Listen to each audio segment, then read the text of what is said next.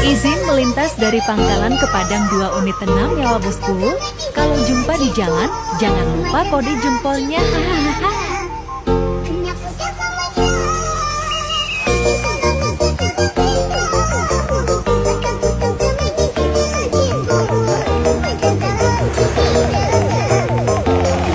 Kalau kamu miskin, jangan salahin pemerintah.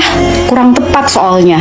Kenapa nggak salahin orang tuamu karena kamu terlahir miskin? Yuk kita bahas, ini adalah cara berpikir orang-orang yang individualis. Padahal ya, secara manusia itu adalah makhluk yang lemah, tergantung dan terbatas. Otomatis pasti memerlukan orang lain.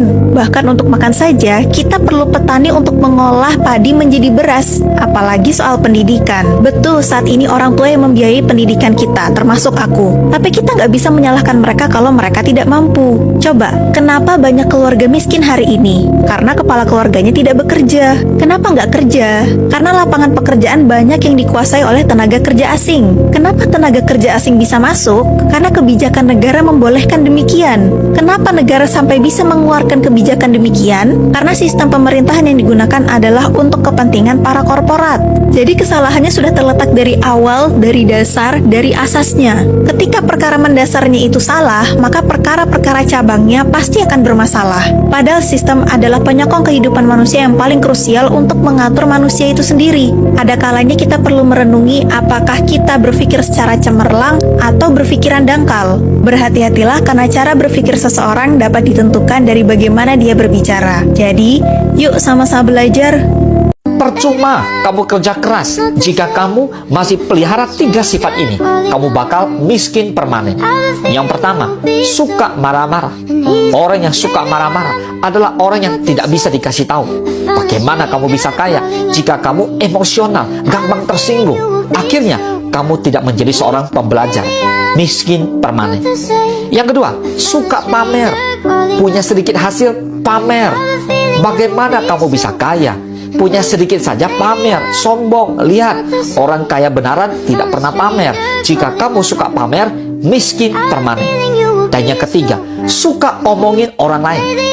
Ketika kamu suka omongin orang lain, hati-hati, kamu bakal miskin permanen. Karena orang kaya, orang sukses, bukan omongin orang lain, tapi dia omongin apa yang dia kerjakan, apa yang menjadi visi, apa yang menjadi impian dia, dan apa yang dia kerjakan sampai akhirnya mereka menjadi sukses, menjadi kaya. Jika kamu masih suka omongin orang lain, miskin permanen.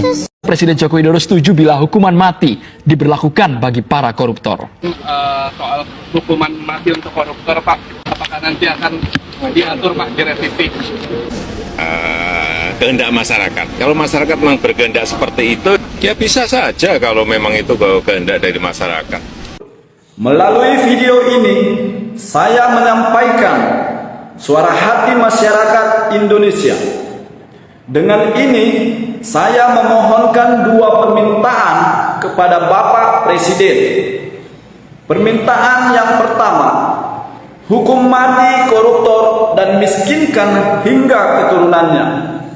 Koruptor membunuh masyarakat kecil dan menjadi pengkhianat bagi negeri ini dan pengkhianat bagi kepemerintahan. Pengkhianat pantas dihukum mati. Terlebih saat ini ada penggelapan pencucian uang 300 triliun. Kami hanya bisa kecewa dan menangis melihat mereka berpesta pora berbagi-bagi duit 300 triliun.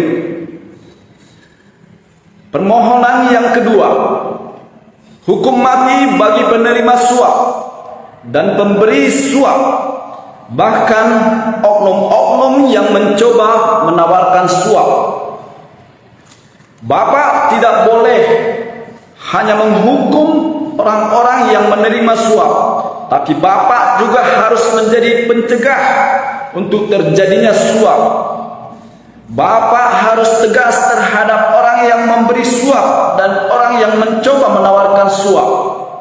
Karena penegak hukum ataupun aparat kita tidak selalu mampu menahan diri ketika berhadapan dengan uang banyak. Solusinya adalah Bapak harus mencegah dan Bapak harus tegas terhadap oknum-oknum yang mencoba menawarkan suap. Kami masyarakat Indonesia percaya Bapak Presiden adalah seorang yang peduli pada rakyat, mendengarkan suara hati rakyat, berani dan takut akan Tuhan. Sepenuhnya kami berharap pada Bapak Presiden Joko Widodo beserta timnya. Demi negeri kita tercinta Indonesia Raya, Pak, berjuanglah hingga tetes terakhir dan kami akan mendukungmu, Pak. Sejak dulu itu sudah setuju karena itu merusak nadi aliran darah sebuah bangsa itu ya dirusak oleh koruptor itu. Saya setuju, bukan.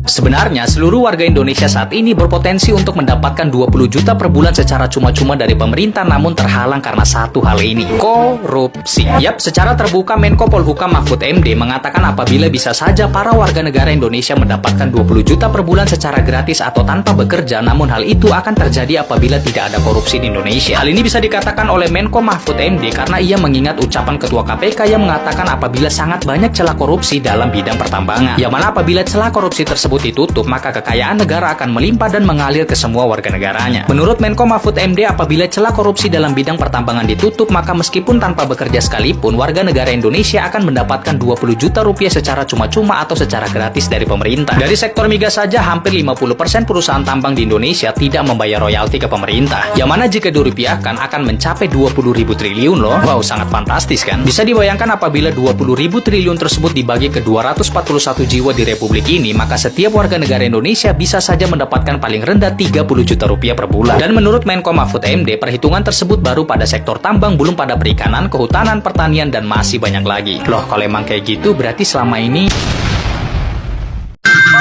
Kalau malam minggu di Bongkaran, menang DO Naka Bekasi, balik macet ge pasti risi, pamajikan ge rada sensi,